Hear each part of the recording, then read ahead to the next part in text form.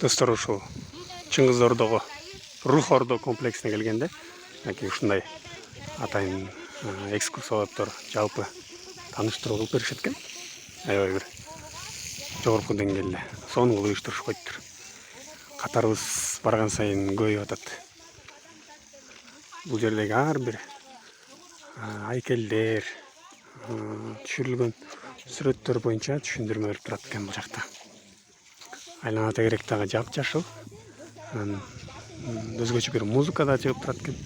Бул жакта кызматкерлер да таптаза кылып айлана тегеректин баардыгын өзгөчө көрүнүш. Сөзсүз көрүш керек бул нерсени. Келиңиздер. Рух Ордо комплексинен баарыңарга салам достор.